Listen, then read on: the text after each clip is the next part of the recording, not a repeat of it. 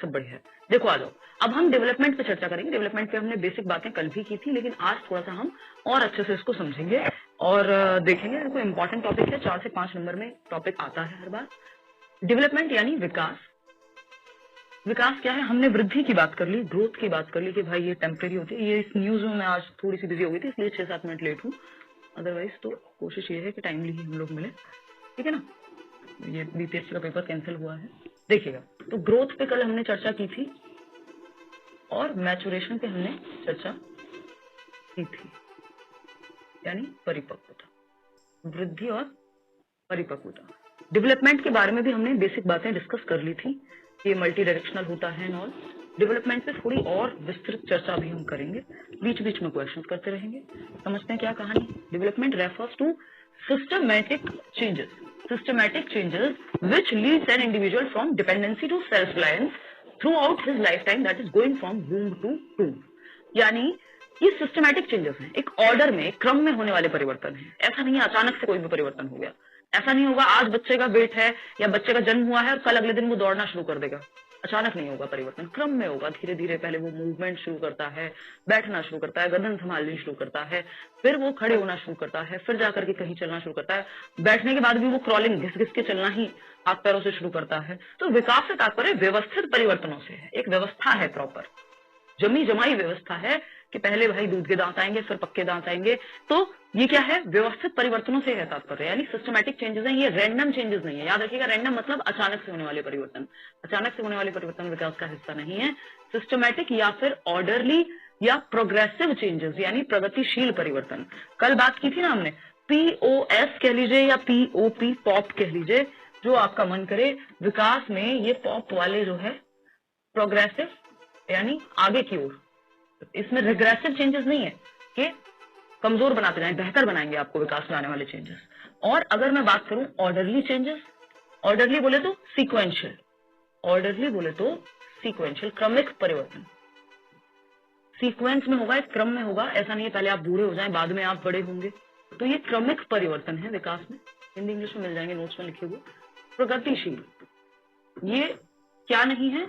Reversible नहीं है, प्रतिवर्ती नहीं है, वापस नहीं होगा। ऐसा नहीं है आज आप बच्चे हैं और कल आप बिल्कुल एक दूध पीते बच्चे बन जाएंगे। मतलब आज आप एक एडोलेसेंट हैं, किशोर या किशोरी है, चाइल्डहुड में है, और कल आप इन्फेंसी में चले जाएं। इन्फेंसी बोले तो दूध पीते बच्चे, एक तरह से जन्म से 1 वर्ष के, ठीक है ना।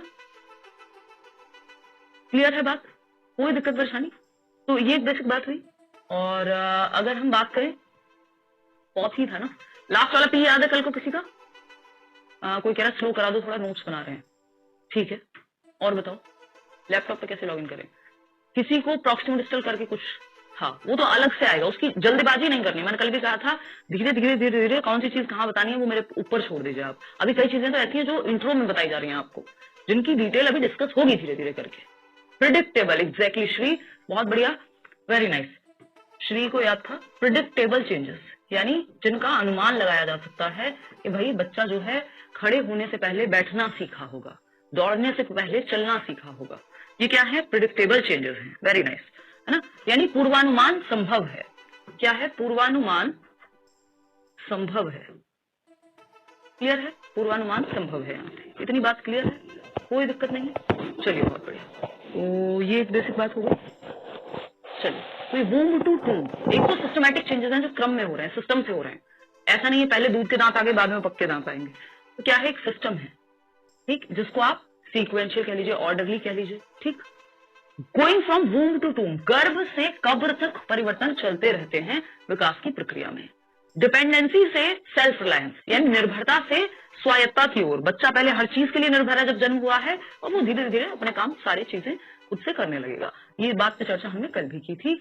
अगर हम देखें, नेक्स्ट पॉइंट है development includes orderly and predictable changes. ये मैंने आपको पॉप में ही बता दिया था और आप में से कई लोगों को याद है। ये देख के मुझे बड़ा अच्छा लगा, है ना। ऐसे ही चीजों को रिवाइज करते जाना, एक क्लास से दूसरी क्लास को कनेक्ट करके, क्योंकि ये चीजें यहाँ नहीं पढ़ के छोड़नी है, ये दिमाग में सेट होनी चाहिए। कितने भी नोट्स ले लीजिए, कितनी भी क्लासेस देख लीजिए, अगर दिमाग में चीजें सेट नहीं है, वैसे क्लासेस अगर देख रहे हैं तो दिमाग में चीजें सेट हो जाएंगी अगर ठीक टीचर है तो सेट नहीं है तो उसका कोई फायदा नहीं है वो, क्योंकि पेपर में दिमाग लेके जाएंगे आप, बाकी कुछ नहीं जाएगा साथ में, ठीक है ना। तो development includes orderly and predictable changes, विकास में व्यवस्थित और पूर्व अनुमानित परिवर्तन शामिल हैं जिनका अनुमान लगाया जा सकता है कि भाई बच्चा अब जो है इस अवस्था में चला गया है। तो अब वो हम कहते हैं ना, बच्चा जब चलने लगता है 1.5-2 साल के बच्चे को हम देखते हैं घर के सारे स्विचेस, जो स्विच बोर्ड होते हैं, जो इलेक्ट्रिसिटी जहां से कन्वे की जा सकती है या पास ऑन हो सकती है, वो सारे स्विचेस हम कोशिश करते हैं जो बच्चा जिनको टच कर सकता है। अब वो चलना शुरू कर चुका है तो अब वो पूरे घर में घूमेगा।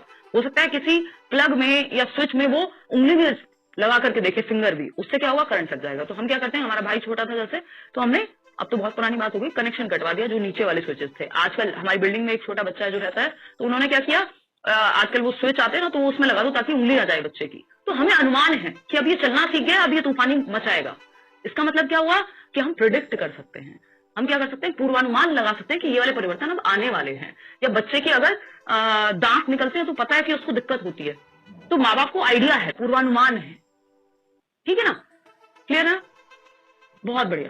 अगर हम देखें यहाँ पे, for example, babies learn crawling before they can walk, यानी बच्चे जो हैं वो पहले चलना सीखने से पहले रेंगना सीखते हैं या क्रॉल करना। वो घिसट के चलते हैं ना, हाथ पैरों से बड़े क्यूट लगते हैं।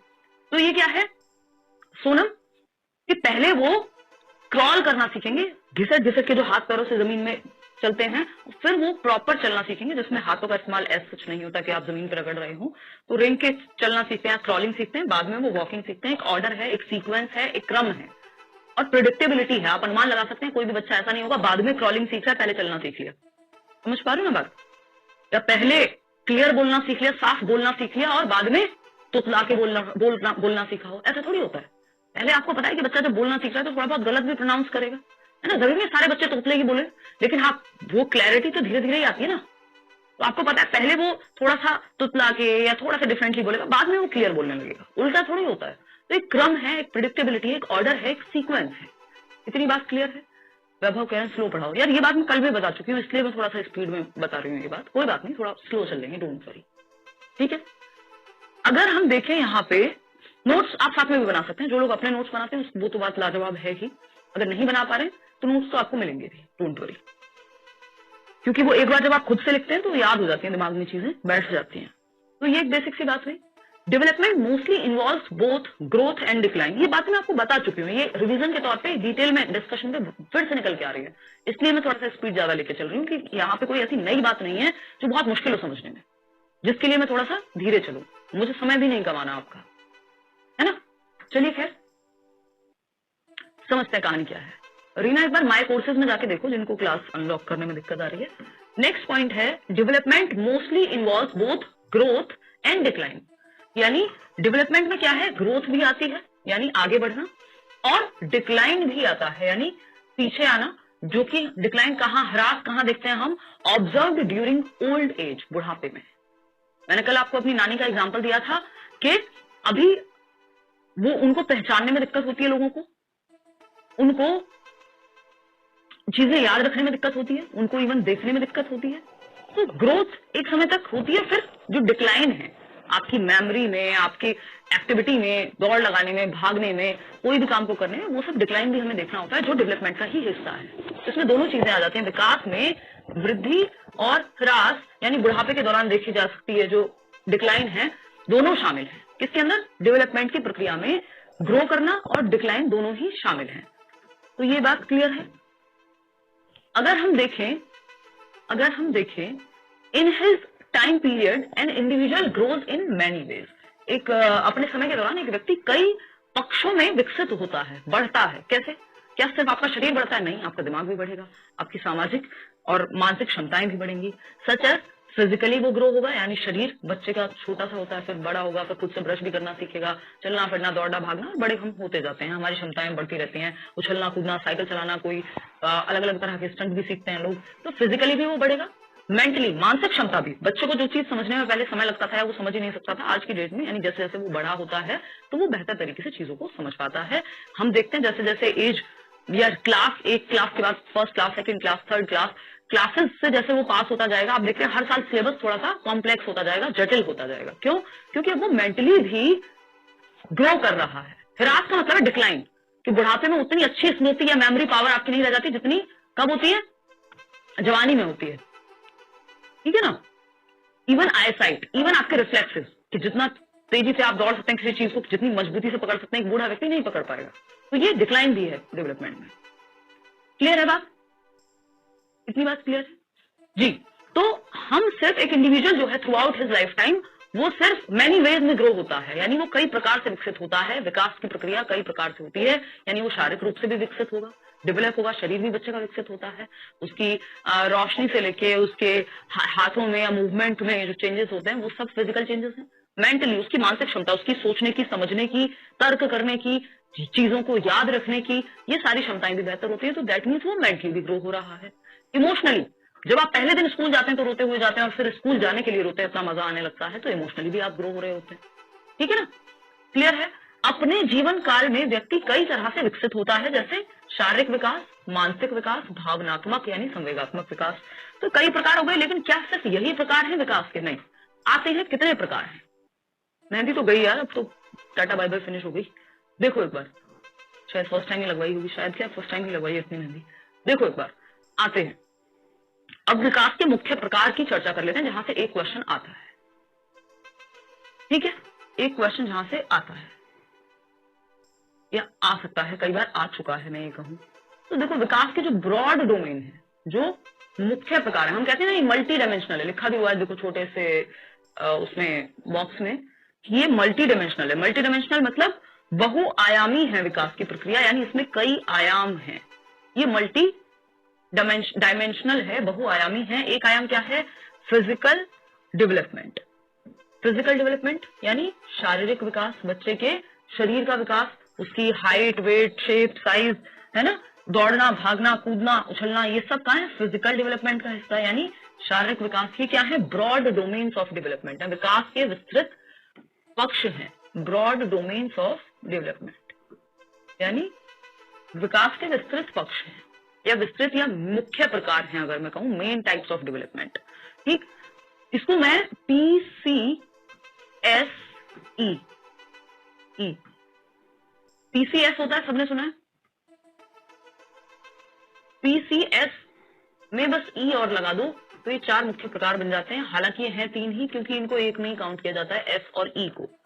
ठीक है, तो अगर आपसे पूछे, अभी मैं क्वेश्चंस भी दिखाऊंगी, मौफिदुर रहमान, लास्ट में आप कुछ अलग से बातें तो पूछ लेना, अभी समझते जाओ, क्योंकि अगर टॉपिक को समझेंगे नहीं, ये ऑनलाइन क्लास का थोड़ा सा ड्रॉबैक है, सारे कमेंट्स नहीं लिए जा सकते, समझा करो। वैसे भी अगर ऑफलाइन में भी 1000 लोग भी बैठे होंगे सामने, यहाँ तो कई हजार हैं। नहीं, क्लास कोई डिलीट नहीं होगी, सब रिकॉर्डेड मिलेंगी जब तक आपकी वैलिडिटी है। लाइव की बात ये सब रिकॉर्डेड फॉर्म में आपको अवेलेबल रहती है। तो फिजिकल यानी शारीरिक विकास, शरीर का विकास, दौड़ना, भागना, उछलना, कूदना, हाइट का बढ़ना, ये सब शारीरिक विकास में। फिर कॉग्निटिव डेवलपमेंट यानी संज्ञानात्मक विकास, आपकी थिंकिंग, रीजनिंग, प्रॉब्लम सॉल्विंग, जितने भी काम दिमाग से होते हैं वो कॉग्निटिव डेवलपमेंट में। इसको मेंटल डेवलपमेंट भी कह सकते हो कि मानसिक विकास है। फिर आता है S, सोशल डेवलपमेंट, सामाजिक विकास। बच्चा सामाजिक, हम कहते हैं, अरस्तु ने कहा है, एरिस्टोटल ने, man is a social being या man is a social animal, यानी मनुष्य एक सामाजिक प्राणी है। हमें 2-4 लोग चाहिए आसपास। बच्चा जब बड़ा होता है उसके माँ बाप आसपास कुछ तो चाहिए उसको, जो व्यक्ति उसको प्यार करे, थोड़ा सा स्नेह दे, है ना। तो सोशल डेवलपमेंट क्या है कि वो समाज में रहना सीखता है, वो ग्रुप में खेलना सीखेगा 4 बच्चों के साथ, फिर वो प्ले वे में जाएगा, फिर वो स्कूल जाता है, फिर वो अपने आस पड़ोस में दोस्त बनाता है। तो ये क्या है? सोशल डेवलपमेंट है कि वो समाज में रहना सीखता है। घर में कोई आ रहा है तो उसको नमस्ते करते हैं, ये सब सोशल डेवलपमेंट का हिस्सा है। ठीक है। इमोशनल डेवलपमेंट, इमोशनल डेवलपमेंट क्या है भाई? इमोशनल डेवलपमेंट है सांवेगिक विकास, यानी इमोशंस का विकास, इमोशंस का विकास। अगर हम देखें यहाँ पे तो इमोशंस का विकास, अगेन वही बात कि जब आप पहले दिन स्कूल जाते हैं आपके इमोशंस आपके कंट्रोल में नहीं होते, आप रो रहे होते हैं। छोटे बच्चों को देखिए आप, वो हर छोटी बात के लिए रोएगा, उसको भूख भी लगती है तो वो रोता है शुरुआत में, क्योंकि उसको उसके इमोशंस सारे हिलडुल जाते हैं और दूसरा उसको लैंग्वेज आती भी नहीं है उस समय। तो इमोशनल डेवलपमेंट क्या है? धीरे धीरे बच्चे या व्यक्ति जैसे जैसे बड़ा होता है इमोशंस पे कंट्रोल या मैनेजमेंट सीख जाता है। तो इमोशनल डेवलपमेंट भी एक प्रकार है। तो ये 4 मुख्य प्रकार हैं, बाकी जितने भी दुनिया के प्रकार हैं वो सब इन्हीं चारों में आ जाते हैं। ठीक है बात, चलिए समझते हैं। PCSE से याद रखना है। अच्छा एक और चीज, यहाँ पे ये एरो लगा हुआ है ना कि ये फिजिकल डेवलपमेंट रिलेटेड है कॉग्निटिव से, कॉग्निटिव सोशल से, सोशल इमोशनल से, यानी ये चारों आपस में इंटर रिलेटेड हैं, यानी अंतः संबंधित हैं। ऐसा नहीं है कि दिमाग में, सर में दर्द है तो शरीर बहुत अच्छा महसूस करेगा, है ना, या दिमाग पे चोट लगी है तो शरीर पे फर्क ही नहीं पड़ेगा। अंतः संबंधित हैं, ये चारों प्रकार इंटर रिलेटेड हैं, एक दूसरे को प्रभावित करते हैं, अंतः संबंधित हैं, इतनी बात क्लियर है? बिल्कुल इंटर रिलेटेड है। आते हैं, अब एक क्वेश्चन देख लो जरा। एक क्वेश्चन है जो इस बार पूछा हुआ है, इसी बार के एग्जाम में आया है, पेपर 1 में आया है या पेपर 2 में आया है, मैं क्यों बताऊं, पहले आप सॉल्व करो, क्योंकि हमें लगता है पेपर 2 का क्वेश्चन मतलब मुश्किल होगा, पेपर 1 आसान होगा, जो कि बिल्कुल भी नहीं है ऐसा, है ना। सिलेबस वही है, इवन जो पूरा लॉट बनता होगा पेपर 1 पेपर 2, उन्हीं क्वेश्चन में से पेपर 1 और पेपर 2 में निकल जाते होंगे क्वेश्चन, क्योंकि सिलेबस एकदम सेम है। यूट्यूब पे क्लास होगी या नहीं, अभी मैं करूंगी, परेशान मत हो कि कॉग्निटिव को थोड़ा और बता दो, इमोशन को थोड़ा और बता दो, अभी तो जस्ट आपको इंट्रो दिया जा रहा है, ये अलग अलग चारों प्रकार समझाऊंगी। अभी तो कॉग्निटिव में 50 चीजें हैं वो भी बताऊंगी, क्यों टेंशन लेते हो, है ना। मेरी आपसे ज्यादा रिस्पॉन्सिबिलिटी है, हर साल या अगर 2 बार हो रहा है सीटेट तो 2 बैच तो कम से कम आएंगे ही, और इतने साल से मैं डिस्कशन कर रही हूँ, इतने लर्नर्स हैं, मैं अपना रिजल्ट थोड़ी ना खराब करूंगी भाई, मेरे को भी तो सेटिस्फेक्शन चाहिए होगा, तो ये मेरी भी जिम्मेदारी है। अगर आप ठीक से पढ़ते रहेंगे छूटेगा कुछ नहीं, बशर्ते आप पढ़ते रहें, ठीक है ना। देखो जो पढ़ने वाला है उसके लिए फर्क पड़ेगा, अदरवाइज तो एडमिशन तो बहुत सारे लोग लेते हैं, उस चीज से बहुत ज्यादा अंतर नहीं आएगा, लेकिन जो पढ़ने वाला व्यक्ति है उसकी वजह से रिजल्ट नहीं खराब होना चाहिए कि भाई इसको समझ नहीं आया, ठीक है ना। वो कह रहा बड़े होकर भी लोग कंट्रोल नहीं कर पाते, इमोशनल डेवलपमेंट डिसऑर्डर है। नहीं प्रिया, देखो इमोशनल डेवलपमेंट वो इमोशनल इंटेलिजेंस के तहत आ जाती है वो बात कि आप कितना स्मार्टली मैनेज कर पा रहे हैं, है ना।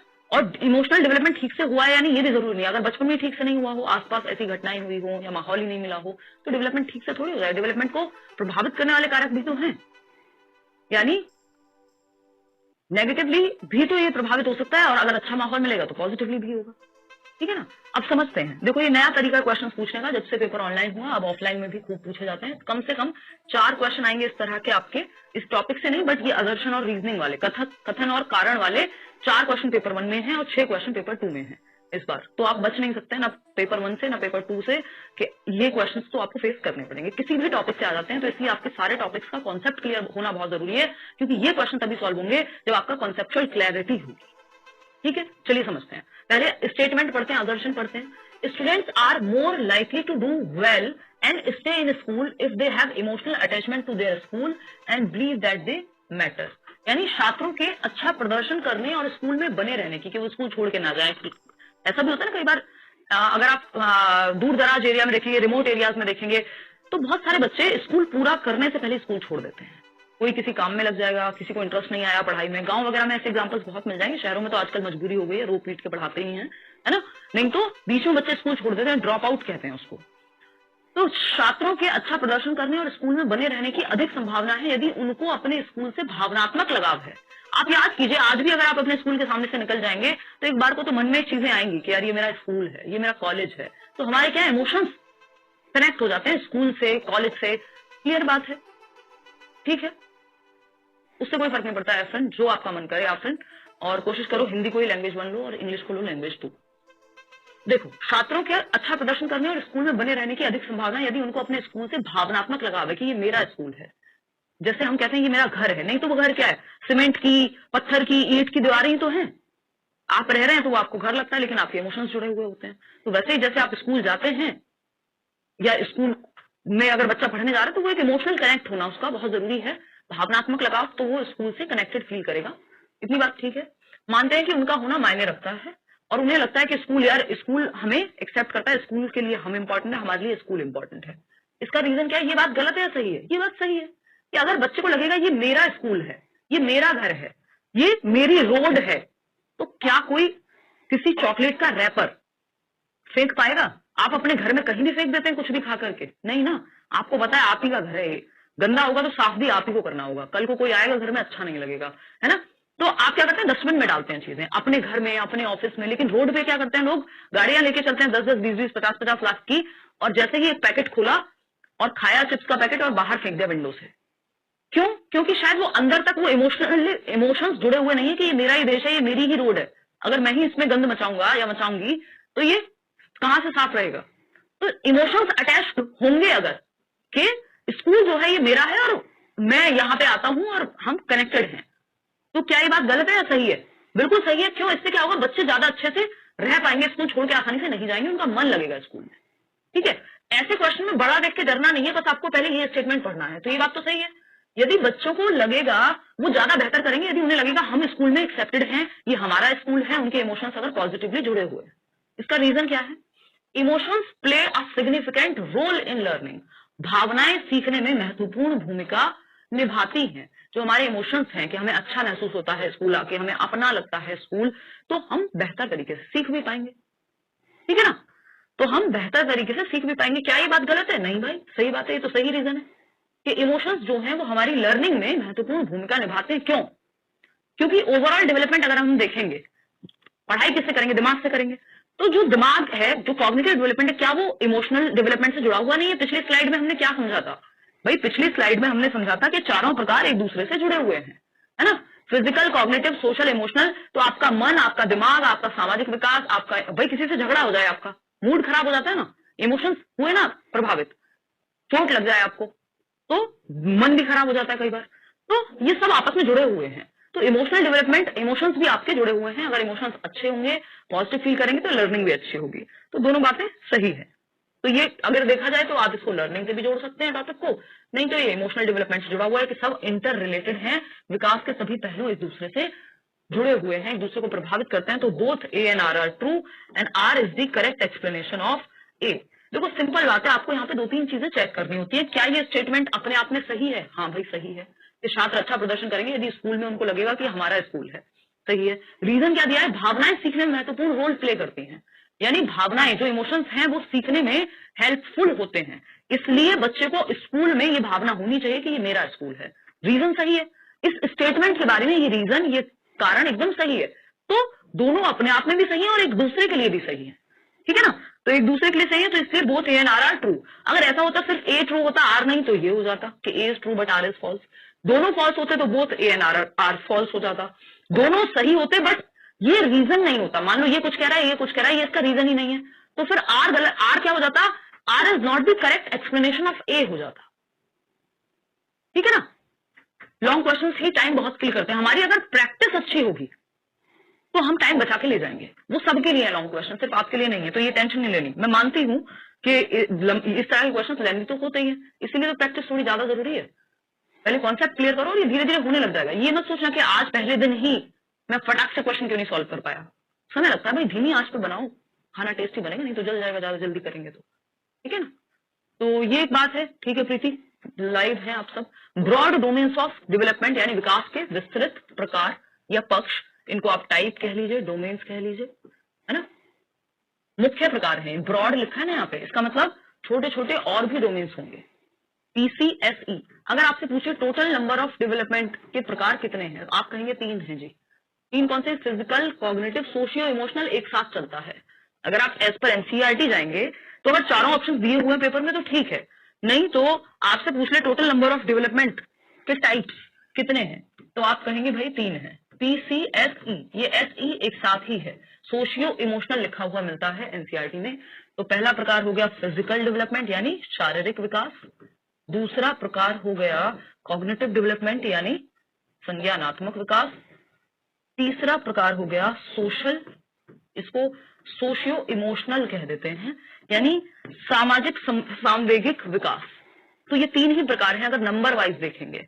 और अगर आप वैसे देखेंगे तो सोशल इमोशनल अलग हो जाएगा, तो वो 4 दिखते हैं कई बार। तो डिपेंड करेगा, वैसे आपसे ये नहीं पूछेगा 3 प्रकार हैं कि 4 प्रकार हैं, नाम ही पूछेगा, तो नाम में तो चारों ही सही है। ठीक है ना? नाम में तो चारों ही सही है।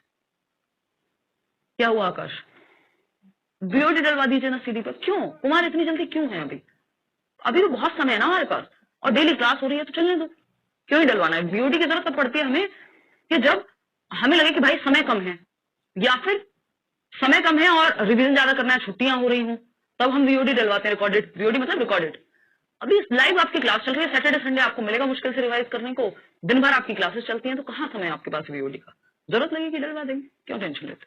इस बार तो होली पे भी कुछ खास छुट्टियां नहीं है, तो टेंशन की बात ही नहीं है। बीएड फर्स्ट सेमेस्टर में है, कोई दिक्कत नहीं भाई। तो ये आप बोली भी थी क्या कुमार, ये सीरियस बैच के लिए बीओडी बोला था? नहीं तो हाँ, धीरे धीरे मना, धीरे सब कुछ हो। बिल्कुल क्लियर है बात? ये मिल जाएंगे आपको नोट्स में, नहीं जरूरी नहीं सर्कल बना के लिखो, जैसे आपको ठीक लगे वैसे। ठीक, अभी इनके सबके अंदर अलग अलग प्रकार के विकास हैं। जैसे फिजिकल डेवलपमेंट में मोटर डेवलपमेंट आता है, अभी वो करेंगे हम। ठीक है ना? कॉग्निटिव में तो पता नहीं क्या क्या आता है। सोशियो इमोशनल, अब इसमें मॉरल डेवलपमेंट भी सोशल से ही जुड़ा हुआ है, ठीक है ना। लैंग्वेज डेवलपमेंट कॉग्निटिव से जुड़ा हुआ है, तो ये सब बाकी सब इसके अंदर आ जाएंगे, नहीं तो मुख्य प्रकार यही 3 है ना। अगर कॉमा लगा के लिखा होता है तो कई बार दे देता है फिजिकल, कॉग्निटिव, सोशल, इमोशनल, तो वो भी सही है, उससे भी कोई दिक्कत नहीं है। क्लियर है बात? देखो ऐसे अब आप कहोगे क्रियात्मक विकास होता है, भाषा विकास होता है, मॉरल होता है, वही तो मैं बता रही हूँ, बाकी सब इन्हीं के अंदर आ जाएंगे, मुख्य प्रकार यही है, ठीक है बात। चलिए समझते हैं कहानी क्या है। तो फिजिकल डेवलपमेंट जिससे जुड़ा हुआ है शारीरिक विकास, शरीर का विकास, चलना फिरना, दौड़ना भागना। मोटर डेवलपमेंट इसके अंदर आता है, गतिक विकास, गति करना। मोटर में भी 2 प्रकार हैं, गर्लफ्रेंड से याद रखना होता है, अभी आएंगे उस पर। Cognitive, mental development. Language development आपका इसी से संबंधित है, ये बार बार मैं इसलिए लिख रही हूँ ताकि आपके दिमाग में चीजें बैठ जाए। भाषा विकास, संज्ञान, दिमाग से जुड़ी हुई है भाषा, दिमाग ठीक से नहीं चलेगा, आप हकला के बोलना शुरू कर देंगे, मतलब कई बार फंबल कर जाते हैं ना हम, क्यों? क्योंकि ब्रेन अगर स्ट्रेस्ड है तब भी हमें हमारी भाषा प्रभावित होती है, क्योंकि ब्रेन से ही जुड़ी हुई है। सोशल डेवलपमेंट से जुड़ा हुआ होता है मॉरल डेवलपमेंट, नैतिक विकास, सही और गलत। सही और गलत कहाँ समाज में होता है, जानवरों के लिए थोड़ी ना कोई अलग से मॉरल कोड ऑफ कंडक्ट होता है ना। कोई बात नहीं, इस बार बढ़िया से मेहनत करो प्रेम का। इस बार जय आप बढ़िया से ध्यान रखना है। नहीं नहीं ऐसा कुछ नहीं दीक्षिका, ये कैफे वाले भैया पागल बनाते रहते हैं। अगर आप अपने टीचिंग ट्रेनिंग के पहले दिन में भी हैं, आप अपने बीएड के, डीएलएड के, बीटीसी के, डीएलएड के पहले दिन में भी हैं, पहले साल में हैं, पहले सेमेस्टर में, कोई फर्क नहीं पड़ता, आप सीटेट के लिए एलिजिबल हैं, आप अपियरिंग में पास हो जाएंगे। एनसीटीई ये नोटिस बहुत पहले जारी कर चुका है, हो गया 1.5-2 साल इस बात को। इमोशनल डेवलपमेंट यानी सामवेगिक विकास, इतनी बात क्लियर है, हिंदी इंग्लिश दोनों में लिखवा हुआ हम आपको दे देंगे। अब थोड़ा सा इसको समझने का प्रयास करते हैं, है ना। इसमें और एरियाज हैं जिस पर हम चर्चा करेंगे। अच्छा यहाँ तक कोई डाउट आ रहा है तो मुझे बताओ, फिर मैं आगे लेके चलूंगी आपको। थोड़ी सी स्पीड आज ज्यादा है, मैं कोशिश करूंगी स्पीड धीरे धीरे कम करूं, क्योंकि आपने नया नया पढ़ना शुरू किया है, मैं अज्यूम कर रही हूँ अभी, है ना। तो देखो अगर जैसे कोई कह रहा है, ऐसे खान कह रहे हैं 6 PM पे ज्वाइन नहीं हो पाती, छूट जाता है, तो एक काम क्या करो, जब ऐसा हो रहा है, अगर जब भी क्लास चली है या मतलब बीच में 6:05 तक आप मान के चलो आपकी क्लास शुरू हो जाएगी। मैं अब लेट नहीं करती, पहले लेट हुआ करता था, है ना। तो 6:05 से पहले पहले क्लास आपकी शुरू हो जाएगी, 6:05 तक तो हो ही जाएगी। तो अगर तब तक नहीं हुई तो वो ऐप बंद करके एक बार फिर से रिफ्रेश करके चेक कर लिया करो। इतनी बात क्लियर है। सीडीपी कोई बुक नहीं उठानी मयूर, कोई एनसीईआरटी नहीं उठानी, आपको कुछ नहीं करना, सिर्फ उतना करना है जो नोट्स मिल रहे हैं या जो क्लासेस मिल रही हैं उसी को बार बार रिवाइज कर लो, उसके बाहर कुछ नहीं जाना। प्रैक्टिस भी मैं यूट्यूब पे इतनी इनफ करा देती हूँ, अगर आपको क्वेश्चन करने भी हैं तो सिर्फ प्रीवियस ईयर करो और कुछ नहीं, ठीक है ना। चलो भाई, रिकॉर्डेड वीडियो तो आपको मिलेगा ना, मतलब रिकॉर्डेड का क्या मतलब है, ये जो क्लास कल लाइव हुई है वो रिकॉर्डेड की फॉर्म में आज आपके पास है और वो रहेगी पेपर तक। आज जो ये क्लास चल रही है ये भी रिकॉर्डेड, आपको इस क्लास के बाद, लाइव के बाद ये रिकॉर्डेड ही रहेगी, तो आप ये पेपर तक कितनी भी बार देख सकते हैं, ठीक है ना। आईफोन पे थोड़ा दिक्कत आ रही है तो आप वेबसाइट पे चेक कर बैच देख लो, जिनको आईफोन में दिक्कत आ रही है। मुझे खुद आ रही है, मैं नहीं चला पा रही हूँ आईफोन में, तो वो आप वो कर लो, वेबसाइट पे देख लो एक बार जाके। बीएड वाले दोनों पेपर दे सकते हैं यार, बट वही एलिजिबिलिटी का तो कोई खास फायदा है नहीं। और हाँ दे सकते हो बिल्कुल, वेस्ट बंगाल के देश भर से आप लोग दे सकते हो भाई एग्जाम, बिल्कुल क्लियर हो जाएगा। फर्स्ट अटेम्प्ट में बहुत सारे लोग करते हैं भाई। What is the difference between cognitive and emotional, Akanksha भी आएंगे ना सब पे, और ये दोनों आपस में जुड़े हुए होते हैं, चारों ही आपस में जुड़े हुए हैं अगर देखें तो। हाँ आप समझाते बहुत अच्छा है, इसलिए ज्यादा रिवीजन की जरूरत नहीं पड़ती। हाँ वो दिमाग में मैं बिठा दूंगी, इतनी बार चीजें आपकी रिपीट होंगी, कनेक्ट होंगी कि आप चाह के भी भूल नहीं पाएंगे। सीडी भी बहुत वीक है, ऐसे बहुत सारे लर्नर्स आते हैं सूर्य हमारे पास जिनका सीडी भी वीक होता है, जाते हैं मुस्कुराते हुए, 30 में से 28, 29, 30 भी लाते हैं कई बार। जो जिनका वीक है उनकी बता रही हूँ, वैसे तो बहुत सारे लर्नर्स 30 आउट ऑफ 30 लाते हैं, ठीक है ना। आपका टाइम फिक्स है 6 बजे से, पीडीएफ मिलेंगे भाई, क्यों नहीं मिलेंगे, पढ़ाने का तरीका दी बेस्ट है मैम। थैंक यू दीप। ये पूरी जो दुनिया आप देख रहे हैं सीटेट की, ये हमने शुरू किया ऑनलाइन में, इस बात को कहने में कोई हर्ज नहीं है।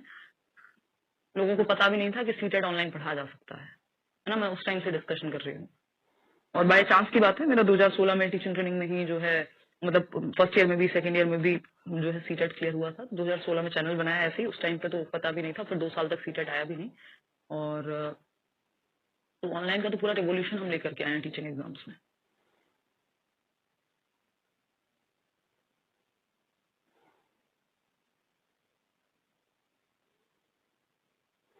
देखिए भाई फटाफट से आते हैं, समझते हैं कहानी क्या है। वैलिडिटी को लेकर देखते हैं, आप में बहुत क्रेज है भाई, एक बार पढ़ के पेपर निकाल के छुट्टी करो ना, 1 ईयर है मैम वैलिडिटी, वो चेक करना पड़ेगा, बट एग्जाम तक तो 100% ही होगी, हो सकता है 1 ईयर भी हो। मैं एक बार कल टीचर से बात करके बताती हूँ, एक बार उधर से कोई आइडिया होगा इस बारे में। लेट कहाँ करते हैं आजकल, सीडीपी क्वीन तो हैं आप, अच्छा धन्यवाद जी।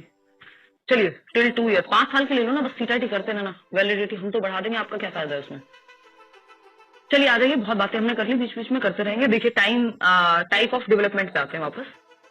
फिजिकल डेवलपमेंट, ये आप देख के समझ पा रहे हैं, बच्चा क्रॉल कर रहा है, बैठना सीखेगा, चलना सीखेगा, दौड़ना सीखेगा, एक प्रॉपर एक्टिव व्यक्ति बन जाएगा। तो ये है फिजिकल डेवलपमेंट, जिसमें हमारे शरीर का विकास शामिल है, हमारी जितनी भी शारीरिक काम जितने भी हम करते हैं वो इसी से संबंधित हैं। और मोटर डेवलपमेंट इसी का पार्ट है, गतिक विकास, गति करना, दौड़ना, भागना, उछलना, कूदना, ये सब गति करने का ही पार्ट है। मोटर डेवलपमेंट के भी कुछ और प्रकार हैं जिन पे हम चर्चा अभी कर लेते हैं, 1 ही मिनट लगेगी, ठीक है ना। मोटर डेवलपमेंट हमने फिजिकल डेवलपमेंट समझा, यानी हमारे शरीर का विकास, हमारी हाइट, स्ट्रेंथ, वॉटएवर जो भी काम हम शरीर से कर रहे हैं, फिजिकल डेवलपमेंट। इसके अंदर हम क्या पढ़ रहे हैं, मोटर डेवलपमेंट।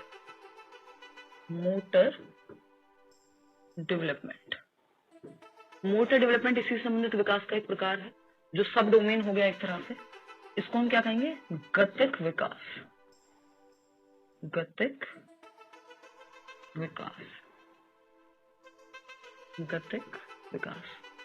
गति करने से संबंधित विकास है। ये भी 2 प्रकार का होता है, जी और एफ। GF का मतलब गर्लफ्रेंड नहीं है यहाँ पे, ग्रॉस और फाइन मोटर स्किल्स हैं। फाइन मोटर स्किल्स यानी ग्रॉस मोटर स्किल्स। मोटर मतलब गति से संबंधित है, आप घर में भी पानी की मोटर होगी, मोटर जहां भी वर्ड आ गया मतलब गति, स्पीड, प्रिसीजन, इन सबसे जुड़ा हुआ होगा। Gross motor skills. तो अगर हम देखें यहाँ पर, स्थूल गतिक कौशल कहते हैं हिंदी में, स्थूल गतिक कौशल यानी भारी। स्थूल का मतलब ही होता है भारी या बड़ी मांसपेशियां। ग्रॉस कहते हैं ना, ग्रॉस टोटल, दुकान से 5 सामान लाए, समोसे लाए, चटनी लाए, चटनी तो अलग से नहीं लाएंगे, समोसे के साथ आ जाएगा। अगर हम देखें यहाँ पे, तो आप कोल्ड ड्रिंक लेकर के आए, आप चिप्स लेकर के आए, आप बिस्किट लेके आए, आप चाय पत्ती जिसको हम कहते हैं, यानी आपका जो भी एक मतलब ब्रांड कह रही थी मैं, है ना, कुछ आप ब्रेड लेकर के आए, जो भी सामान आप दुकान से ग्रोसरी लेने गए, फिर आप क्या कहते हैं, भैया इसका ग्रॉस टोटल कर दो। तो ग्रॉस मतलब एक फाइनल, ठीक है ना। बहुत बेटर इसलिए है क्योंकि ऑर्डर सीक्वेंस में आ जाता है आकांक्षा। अच्छा कोई बात नहीं ज्योति, दे दिया भाई रिप्लाई। आप सीटेट को लेकर हमारे बिहार में काफी प्रसिद्ध हैं, बहुत बढ़िया बात थी। जबकि मैं तो इंग्लिश मीडियम, लोग समझते हैं कि इंग्लिश मीडियम जो है, जो हमारे पूरा सिलेबस को कॉपी करके हिंदी में पढ़ा देते हैं, उन लोगों को लगता है कि मतलब बड़ा सही है मामला। लेकिन हम लोग तो मतलब बड़ी अच्छी बात है, जो हिंदी मीडियम वाले बहुत सारे लर्नर्स हैं जो पढ़ते हैं। कुछ लोग ऐसे होते हैं जिनको पेडागोजी को शिक्षण शास्त्र बोलो तब समझ आता है उनको, क्योंकि वो थोड़ा सा भी एफर्ट नहीं करना चाहते। इतना तो हमें समझना पड़ेगा, जब हम कल को प्राइमरी टीचर भी बनेंगे तो हमें सारे ही सब्जेक्ट आने चाहिए। हिंदी इंग्लिश भी तो पढ़ाओगे आप, तो हमें समझ में तो एटलीस्ट दोनों भाषाएं आ जानी चाहिए। नहीं तो कई लोगों को बड़ी इस बात से समस्या होती है इंग्लिश में, जबकि इस सब्जेक्ट में इंग्लिश के टर्म्स बहुत जरूरी हैं।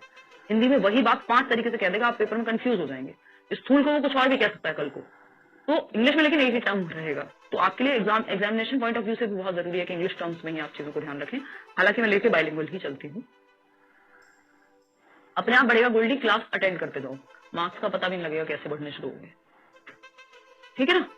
चलिए आते हैं, फिजिकल डेवलपमेंट का ही पार्ट है, फिजिकल डेवलपमेंट का सब टाइप है क्या, मोटर डेवलपमेंट। तो ग्रॉस यानी स्थूल गतिक कौशल, फाइन, फाइन का मतलब होता है सूक्ष्म, एकदम फाइन, एक धागे को हम कहते हैं भाई कितना फाइन है। तो क्या है, सूक्ष्म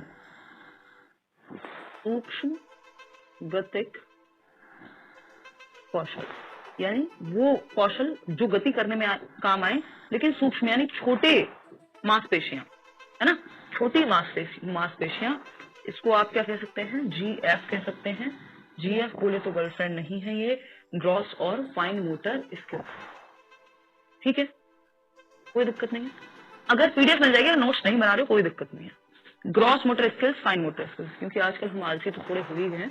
पहले तो मैं कहती थी भाई नोट्स तो बना है एक करो खुद से, तो अगर आप नहीं बनाते तो नोट्स उस तरह से आप देने लगे हैं कि जरूरत नहीं है। ग्रॉस मोटर स्किल्स, बट उसके लिए फिर आपको इंतजार थोड़ा सा करना पड़ेगा, थोड़ा सा डिले चलेगा।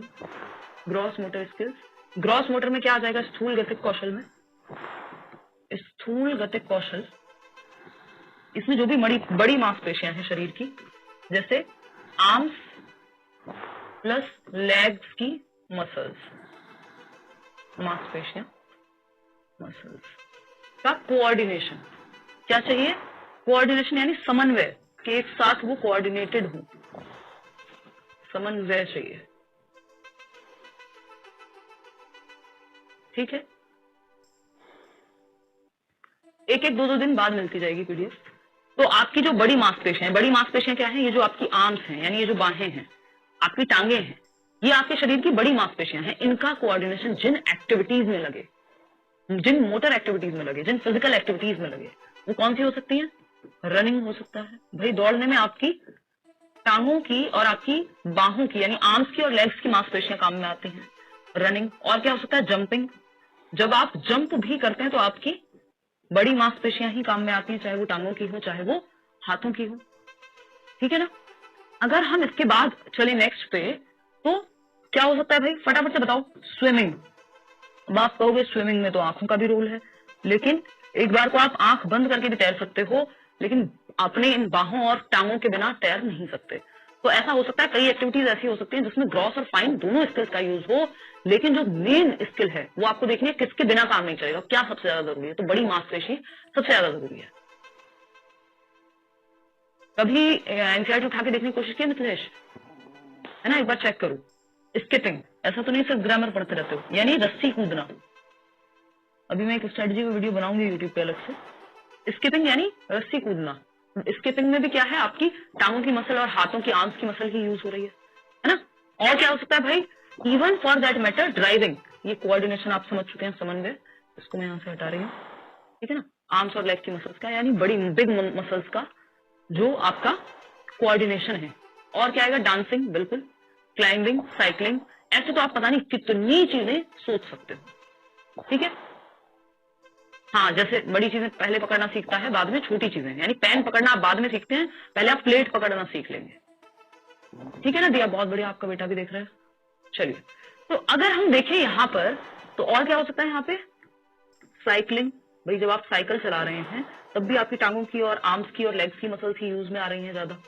ड्राइविंग, ड्राइविंग में आप कहेंगे भाई हम तो आंखें भी हैं, लेकिन बिना वो क्लच दबाए या बिना गियर चेंज किए जिसमें आपकी आर्म की मसल यूज होगी, काम नहीं बनेगा। तो ड्राइविंग भी इसी में आ जाएगी। ठीक है, और क्या हो सकता है भाई? फटाफट से लिखो। वॉकिंग, ऑफ कोर्स, बिल्कुल, ये सब आया हुआ है, एक नंबर में क्वेश्चन जरूर पूछता है, इस बार भी आया हुआ है, मैं दिखाऊंगी आपको। वॉकिंग बस थोड़ा सा घुमा के पूछने लगा है, लेकिन बेसिक्स तो क्लियर करने पड़ेंगे, तब तो हम मुश्किल चीजों पे जाएंगे। क्रिकेट खेलने में, लेकिन बॉल फेंकने में कई बार फाइन मोटर स्किल का यूज होता है, क्योंकि आप अपनी उंगलियों की, फिंगर्स और आंखों की मसल का यूज हो रहा है, तो फाइन। जब आपकी बड़ी मांसपेशियां, आपकी आर्म्स और आपकी लेग्स की मांसपेशियों का यूज हो रहा है, मसल्स का, तो वो ग्रॉस मोटर स्किल्स है। हाँ, क्लियर है? हेड मूवमेंट भी ग्रॉस में आएगा। तो वो हेड मूवमेंट अलग कहानी है, उससे आप ऐसा कुछ ऐसा नहीं हो रहा, कोई फिजिकल एक्टिविटी कर रहे हैं हेड मूवमेंट से आप, है ना? डिगिंग, हाँ, कुछ खोद रहे हैं अगर आप, बिल्कुल। डांसिंग, हाँ, बिल्कुल बिल्कुल। तो डांसिंग, और बताओ, जो जो मन में आता जाए अपने कॉलम्स बना के लिखते जाना, अगर शॉर्ट नोट्स बनाने का किसी को शौक है। डिगिंग, हाँ ठीक है। स्टेयर्स पे भी अगर आप चढ़ रहे हो, यानी सीढ़ियां चढ़ रहे हो, उसमें भी ग्रॉस मोटर स्किल्स का ही आपका इस्तेमाल है ना? कुछ खोद रहे हो एक फावड़ा लेकर के, तो उसमें भी आपका, ठीक है, बहुत बढ़िया, आप लोग एक्टिव हैं इसका मतलब। और अगर आप इसी तरह से एक्टिव रहेंगे तो मेरा भी जो उत्साह है वो बढ़ा हुआ रहेगा, है ना? जंपिंग वगैरह सब हो गया। टाइपिंग में तो फाइन मोटर स्किल आएगा, क्योंकि उंगलियों की मसल है ना। अब आते हैं फाइन मोटर स्किल्स की। वर्कआउट करते हुए, वेट लिफ्टिंग में भी हाँ ग्रॉस मोटर स्किल्स हैं, एक्सरसाइज करने में भी, योगा में भी, ठीक है ना? सिटिंग में सच आप कोई एक्टिविटी हो रही है सिटिंग कि जिसमें आप कुछ मूवमेंट कर रहे होंगे बहुत ज्यादा। वर्क, किक बॉक्सिंग में भी ऑफकोर्स फिर आपका ये, क्योंकि आर्म्स वगैरह ज्यादा यूज होती हैं, ठीक है ना? इवन भाला फेंक में भी, तो जैवलिन थ्रो में भी आपकी ग्रॉस मोटर ही होगी। अब आते हैं फाइन मोटर स्किल्स पे। यानी सूक्ष्म गतिक कौशल, fine motor skills, fine motor skills यानी सूक्ष्म गतिक कौशल, सूक्ष्म गतिक कौशल, सूक्ष्म गतिक कौशल। इतनी बात क्लियर है? अगर हम यहाँ देखें, ओहो वॉइस चली गई, नहीं यार यहाँ से तो सब ठीक है, ईटिंग में कोई स्किल यूज नहीं हो रहा, मजे यूज हो रहे हैं बस। हाँ देखो, इवन आर्चरी में भी वो जो पूरा आपका ध्यान है आंखों का, लेकिन आर्म्स के बिना तो नहीं कर पाओगे ना। अभिनव बिंद्रा की भी अगर आप शूटिंग की भी बात करोगे तो वहां पे आंखों की मसल भी चाहिए, लेकिन आर्म्स की मसल्स का ज्यादा यूज है फिंगर से। कटिंग यहाँ पे आ जाएगा बिल्कुल। सबसे पहले तो हम लिखेंगे राइटिंग, लिखना, इसमें आपकी छोटी मांसपेशियां, आपकी फिंगर्स और आईज की मसल्स का कोऑर्डिनेशन है, फिंगर्स प्लस आई मसल्स, इन दोनों का कोऑर्डिनेशन, समन्वय फाइन मोटर स्किल्स में आता है। फिंगर्स यानी आपकी आंखें और आपकी उंगलियों की जो मसल्स है, ठीक है ना। तो इसमें बहुत सारे हैं, आपका राइटिंग एक है यानी लिखने में, और क्या हो सकता है भाई, ड्राइंग, ड्राइंग में भी आपकी आंखों और उंगलियों का ही तो प्रयोग है। पेंटिंग, पेंटिंग, और क्या है, निटिंग यानी बुनाई, कढ़ाई बुनाई ये सब, ठीक है जी। और क्या होगा, टाइपिंग, टाइपिंग में भी तो आपकी आंखें और उंगलियां ही तो चल रही होती हैं, जो आप चैटिंग कर रहे होते हैं उसमें भी तो यही चल रहा होता है। स्टिचिंग, बिल्कुल, कढ़ाई बुनाई इन सब में तो आपका फाइन मोटर स्किल ही आएगा। स्टिचिंग, सिलाई, है ना, ये सब आपके इसी में आ जाएंगे। स्टिचिंग, वो जो डॉक्टर स्टिच कर रहा है अगर किसी चीज को। राइटिंग हो गया भाई, और बताओ क्या आएगा इसमें, पेंटिंग, टाइपिंग, मेकअप, हाँ वो जो आईलाइनर आप लगा रहे हैं, तो उस आईलाइनर हल्का सा भी इधर उधर ना हो जाए। मेरे को बहुत ज्यादा नॉलेज नहीं है, बट मेरे घर में लोग हैं जिनको है शौक, थोड़ा सिस्टर है मेरी। तो अगर हम देखें, कुकिंग में भी बहुत हद तक कह सकते हो आप फाइन मोटर स्किल्स का यूज है, बट कुकिंग इसमें लिखना मत, क्योंकि कुकिंग में फिर बहुत सारी चीजें आ जाएंगी। स्क्रॉलिंग, हाँ जो आप स्क्रॉल करते रहते हैं। ग्रिप करना किसी चीज को कह सकते हैं, बिल्कुल। निटिंग, हाँ बिल्कुल। स्केचिंग, ऑफ कोर्स, पेंसिल को शार्प करना, ठीक है। कटिंग, कटिंग, कुकिंग नहीं, कटिंग लिखो आप इसमें, फिर कटिंग की बात ठीक है। आप कटिंग, कोई पेपर से आप कुछ, पेपर को अगर आप काट रहे हो कैंची से, यानी सीजर्स से अगर आप कुछ कट कर रहे हो कोई पेपर को, तो वो भी आ जाए। टीवी में भी वॉच करना नहीं आएगा इसमें। टीवी वॉच करने में कौन सा आपकी आंखें और हाथ की कौन सी फिंगर्स की मसल्स साथ में चल रही है ना। पियानो बजा रहे हैं आप, बिल्कुल। स्क्रिबलिंग, हाँ स्क्रिबल होता है ना, कुछ भी टेढ़ा मेढ़ा कीलम काटी बच्चे करते रहते हैं, उसमें भी फाइन मोटर स्किल्स है। वो तो राइटिंग की एक फॉर्म हो गई ना। कोई अभी कह रहा था, पता नहीं क्या लिखा था, मैं भूल गई। स्किपिंग तो उधर आ गया भाई। रीडिंग, रीडिंग यार उसमें फिर फिंगर्स का उतना बड़ा रोल नहीं है सच, बट कहो तो जा सकता है, कोई दिक्कत नहीं है। चेस ये अलग एक्टिविटी होगी, वैसे चेस में भी वही है, लेकिन वहां मेंटल कॉग्निटिव एस्पेक्ट ज्यादा यूज होता है फिजिकल से, ठीक है ना। तो उसको यहाँ पे ना डालें तो अच्छा है, क्योंकि उस तरह के ऑप्शन। थ्रोइंग, थ्रोइंग में फाइन का भी बहुत यूज है, मतलब सॉरी ग्रॉस मोटर का भी बहुत यूज है। कैरम बोर्ड खेलना, हाँ कैरम में आप कह सकते हो, लेकिन उसमें भी फिर आर्म का भी यूज है, डिपेंड करता है। काजल लगाना, बिल्कुल सही बात है। हेयर कटिंग, ठीक बात है। पानी पीना, नहीं ये मतलब ऐसा हाँ कह सकते हो आप, लेकिन इस तरह से क्वेश्चन बनता नहीं है कि पानी पीना किस में आएगा। हाँ प्लेइंग अ म्यूजिकल इंस्ट्रूमेंट, जैसे वो पियानो है, गिटार है। फीलिंग अलग से नहीं आएगा इसमें, फीलिंग का सच कोई वो नहीं है, ठीक है ना। तो हम ये कह सकते हैं प्लेइंग अ म्यूजिकल इंस्ट्रूमेंट, या पियानो लिख दे रही हूँ अभी के लिए, ठीक है। और जो जो आपके मन में आता जाए, जिसमें भी आपकी। और एक चीज यहाँ पे आपको देखनी पड़ेगी, ये जी एफ है, यानी जी से एफ की ओर जाता है। ये पिछली बार बताया था ना यहाँ पे, ये देखो ये जी एफ लिखा हुआ ना, ये चलता भी ऐसे ही है। पहले ग्रॉस मोटर स्किल्स डेवलप होंगी, बाद में फाइन, यानी पहले बड़ी मांसपेशियों का प्रयोग करना बच्चा सीखता है, बाद में फाइन मोटर स्किल्स का। तो जो इसका सीक्वेंस है वो कैसे जाता है, gross to fine motor, gross to fine motor skills, यानी स्थूल से सूक्ष्म गतिक कौशल की ओर, gross to fine motor skills. जो डायरेक्शन है इसकी वो ऐसी जाती है।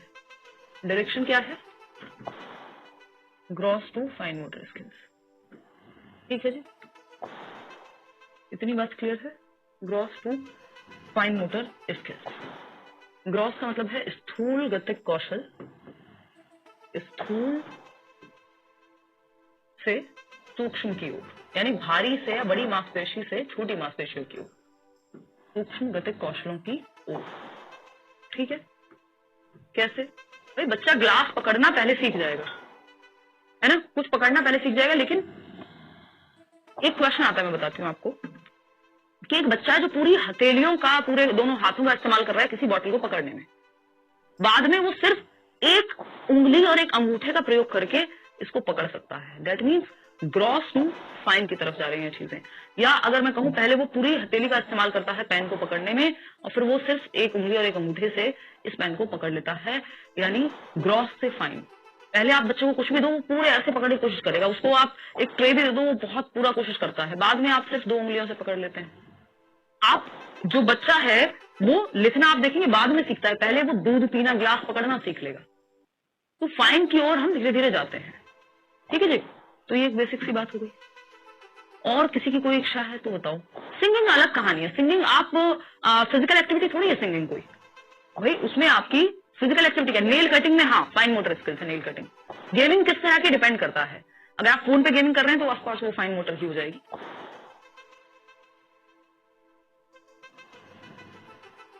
यार फिशिंग में तो फिर आपकी फाइन मोटर और ग्रॉस दोनों यूज हो रहे हैं। मेजर करना किसी चीज को, हाँ बिल्कुल, अगर आप इंचटेप लेके माप रहे हैं वो फाइन मोटर स्किल का उदाहरण है। ये आज तक के बेस्ट बैच रहे आप लोग, जो इतनी तेजी से जिन्होंने एग्जांपल्स पहले ही दिन में दिए हैं। मतलब इस पर्टिकुलर टॉपिक की मैं बात कर रही हूँ, है ना। बहुत आपने बहुत अच्छे अच्छे, बहुत ही स्पीड में एग्जाम्पल्स दिए हैं, तो ऐसा लग रहा है कि आप बिल्कुल न्यू भी नहीं है, आप लोग सच में एक्टिव हैं। ये वाले टॉपिक में सबसे तेजी से एग्जांपल मैंने आज तक किसी बैच में देखे, पता नहीं कितने बैच आएंगे 2019 से अब तक। करियर पे भी, यूट्यूब पे मैं कितनी बार पढ़ा चुकी हूँ, बट यूट्यूब पे आइडिया नहीं लग पाता, क्योंकि वहां पता नहीं कितने लोग हैं, और कई लोग तो मजे के लिए आए हुए होते हैं। बैच में सीरियसनेस होती है थोड़ी, वो रिवीजन के लिए बहुत अच्छा काम में आता है यूट्यूब, और जिसको सच में बहुत जरूरत है वो तो वहां से भी पढ़ लेते हैं। इतना इजी हो गया समझना। हाँ बस स्पीकिंग का भी यहाँ, क्योंकि आई और फिंगर की मसल्स का कोई यूज नहीं है ना स्पीकिंग में, ना आपकी बड़ी मांसपेशियों का यूज है, तो वो अलग कहानी हो गई, वो आपका मेंटल डेवलपमेंट का पार्ट है। जो लैंग्वेज है वो कॉग्निटिव डेवलपमेंट का पार्ट है। स्लैपिंग अ पर्सन ऑफकोर्स मतलब फाइन मोटर में ही आना चाहिए, वो डिपेंड करता है। आप ऐसे हाथ लाके मार रहे हैं तो भैया ग्रॉस भी यूज हो रही है, मतलब ये बेतुका सवाल हो जाएगा हमारा, लेकिन ठीक है हम टाइम, जैसे catching of ball, catching of a ball में आपकी हैंड और ये जो आई का कोऑर्डिनेशन है वो बहुत ज्यादा लगे। जब आप बैडमिंटन खेल रहे हैं तो आर्म्स का भी यूज है और फाइन मोटर का भी यूज है, लेकिन वो जाएगा मेनली ग्रॉस मोटर में। क्रिकेट भी अगर सिर्फ क्रिकेट आ जाए तो आपको ग्रॉस मोटर लगाना है, अगर आपको थ्रोइंग अ बॉल या फिर कैचिंग अ बॉल आ जाए तो आप फाइन मोटर की तरफ जा सकते हैं, लेकिन ऐसा आपके साथ करेगा नहीं एग्जामिनर। कोई कह रहा है, कीर्ति कह रही है पूरी वीडियोस की 47 वाली क्या करूं, अरे बहुत ज्यादा है वो तो, अब बस ये देखते जाओ रिवीजन के तौर पे।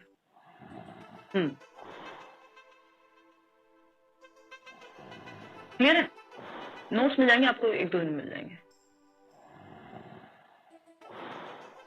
मेहंदी लगाना प्योर आपका फाइन मोटर स्किल का काम है ना। अगर कोई मेहंदी लगा रहा है वो बिल्कुल ध्यान रखें, कोई जलेबी बना रहा है वो भी फाइन मोटर स्किल का काम है, कोई आंखों में काजल लगा रहा है वो भी फाइन मोटर स्किल का काम है। धागा प्रोना सुई में आ भी चुका है ये क्वेश्चन, तो बहुत अच्छे आप लोग, बढ़िया मजा आ रहा है मुझे देखने में। मतलब आप लोग जिस तरह से, जितने एक्टिव आप हैं कमेंट्स में, मतलब काम की चीजों को लेकर, ऐसे नहीं टाइम पास चीजों को लेकर नहीं, खाना खाना किसी में नहीं आएगा। कुछ लोग तो खाने को भी एक बहुत बड़ा काम बता रहे हैं, देख लो जरा, आलसी लोग हैं ये 1 नंबर के। नीडिंग तो हो चुका है। क्या कहते हैं उसको, सुई में धागा प्रोने को क्या कहेंगे भाई अंग्रेजी में? क्लिक नहीं हो रहा मुझे, एक बार बताओ फटाफट से, बताओ फटाफट से अंग्रेजो।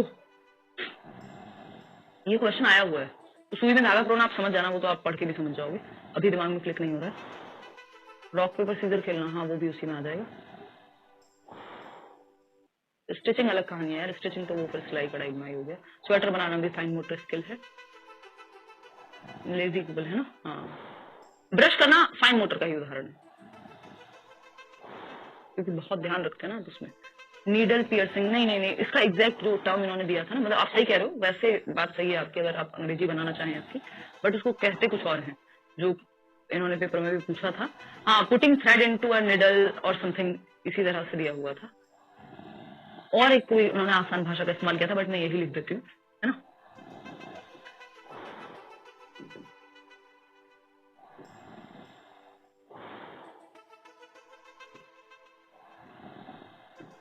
है ना। सुई में धागा प्रो ना, सिंपल बात है, हिंदी में भी तो आएगा ही, काहे टेंशन लेते हो। स्केचिंग वगैरह सब इसी में आ जाएगा। क्या कह रहे हो, should we fill seated with our 10th marksheet और else we can apply with our Aadhaar card accordingly, please answer. दोनों का यूज होगा उसमें, तो वो मार्कशीट के बस नंबर पूछेगा परसेंटेज, वो आप लिख देना राउंड फिगर में, और आधार कार्ड अलग से पूछेगा, दोनों में से एक थोड़ी ना यूज कर लोगे। हाँ इंसर्टिंग नहीं आएगा, वो वही आएगा, पुटिंग थ्रेड इनटू नीडल और समथिंग, कोई नहीं, क्वेश्चन कराऊंगी तब आ जाएगा। स्विंग तो फिर वो सिलाई हो जाएगा ना भाई। चावल भी अगर आप वो हटा रहे हो ना गंदगी चावल से भी, तब भी वो फाइन मोटर स्किल ही है ना। चलो कोई कह रहा है पीटना, हाँ गांठ लगाने में भी फाइन मोटर स्किल्स का इस्तेमाल है भाई, बहुत बढ़िया, बहुत ही बढ़िया। लूडो में भी ऑफ कोर्स, बट लूडो अलग कहानी हो जाएगी, फिर कॉग्निटिव टास्क हो जाएगा। लाइटिंग अ मैच स्टिक, हाँ प्रतिमा बहुत बढ़िया, बहुत सुंदर उदाहरण।